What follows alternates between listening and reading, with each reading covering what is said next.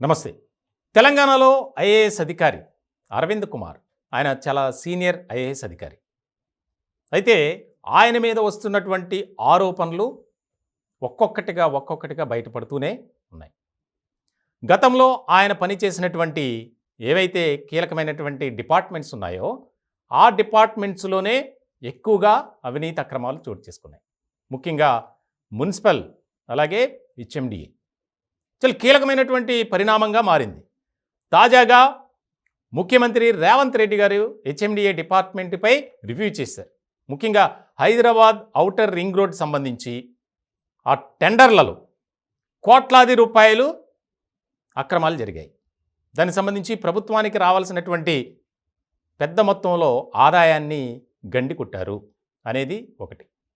ఇప్పుడు ఆయనపై ఉన్నటువంటి ఆరోపణలకు ఇది యాడ్ ఆన్ అయింది. చాలా కీలకమైనటువంటి వ్యవహారం.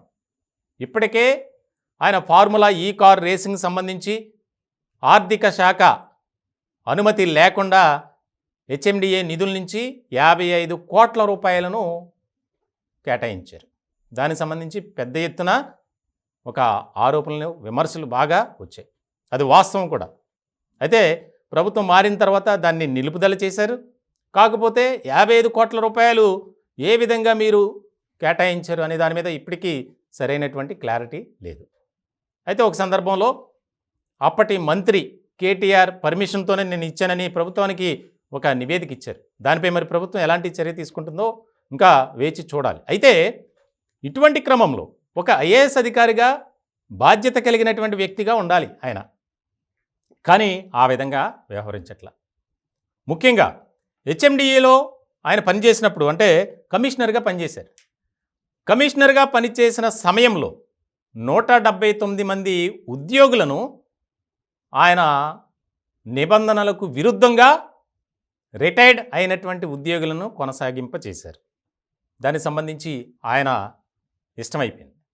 ఇట్లాంటి క్రమంలో తాజాగా 1000 మందికి పైగా రిటైర్డ్ ఉద్యోగులను రేవంత్ సర్కార్ తొలగించింది. వారిలో వీరు కూడా ఉన్నారు. ఇదొక ప్రధానమైనటువంటి ఆరోపణ. అలాగే హెచ్ఎండిఏలో పనిచేసినటువంటి కీలకమైనటువంటి అధికారిగా ఉన్నటువంటి శివబాలకృష్ణ, ఆయన ఆదాయానికి మించిన ఆస్తుల వ్యవహారంలో ఏసీబీ అరెస్ట్ చేసింది. ఆయనకి చాలా సందర్భాల్లో నేను ఇంటికి వెళ్ళి డబ్బులు అందజేశాను, కోట్లాది రూపాయలు ఇచ్చాను నేనే అని చెప్పి ఆయన కస్టడీలో ఉన్నప్పుడు అధికారులు, ఏసీబీ అధికారులకి స్టేట్మెంట్ ఇచ్చారు. అదొకటి. ఇప్పుడు తాజాగా ఈ టెండర్లలో, అంటే ఐఏఎస్ అధికారిగా ఏ రకమైనటువంటి సేవ చేయాలి, ప్రజలకు ప్రభుత్వానికి మధ్య వారధిగా పనిచేయాలి. కానీ ఆ పరిస్థితి ఎక్కడా లేదు. తెలంగాణ మొత్తం మీదే లేదు. ఇప్పుడిప్పుడు అన్నీ సెట్ అవుతున్నాయి. ఇలాంటి క్రమంలో గతంలో సోమేష్ కుమార్, ఆయన రిటైర్డ్ ఐఏఎస్, ఆయనపై కూడా అనేక రకాల ఆరోపణలు, ఎంతో విలువైనటువంటి భూములను తక్కువ ధరకే కొనుగోలు చేసినటువంటి ఆరోపణలు ఉన్నాయి ఆయనపై. ఇప్పుడు ఈయన ఇష్టానుసారంగా వ్యవహరించడమే కాదు, నిర్ణయాలు తీసుకోవడం, దానికి సంబంధించినటువంటి ఫైల్స్ మాయం కావడం. ఎక్కువగా అరవింద్ కుమార్ అలాగే ఈ ఎవరైతే శివబాలకృష్ణ ఉన్నారో ఇద్దరు కలిసి పనిచేసిన సమయంలోనే ఎక్కువగా అక్రమాలు జరిగాయి అనేది ఒక నిర్ధారించింది ఏసీబీ. ఆల్రెడీ గతంలోనే హెచ్ఎండిఏ కార్యాలయంలో ఏసీబీ సోదాలు జరిపింది. తాజాగా అమీర్పేటలో ఉన్నటువంటి ప్రధాన కార్యాలయంలో విజిలెన్స్ డిపార్ట్మెంట్ సోదాలు చేసింది. సోదాలు చేసినటువంటి సమయంలో 50 ఫైల్స్ వరకు మాయం అయ్యాయి. ఆ సమయంలో ఉన్నది అరవింద్ కుమార్. సో చాలా అక్రమాలు, ఎంతో అవినీతి ఒక్కొక్కటిగా బయటపడుతుంది.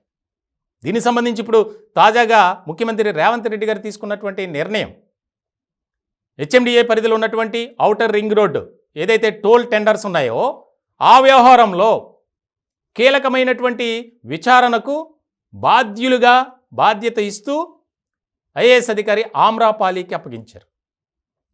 అసలు ఫైల్స్ మాయం కావడం ఏంటి, ఈ కోట్లాది రూపాయలు విలువైనటువంటి ఈ టెండర్ల ప్రక్రియ, అసలు దీనికి కర్త కర్మ క్రియ ఎవరు, ఏ కంపెనీలకు అప్పగించారు బాధ్యతను, ఇవన్నీ కీలకమైనటువంటి అంశాలుగా మారబోతున్నాయి.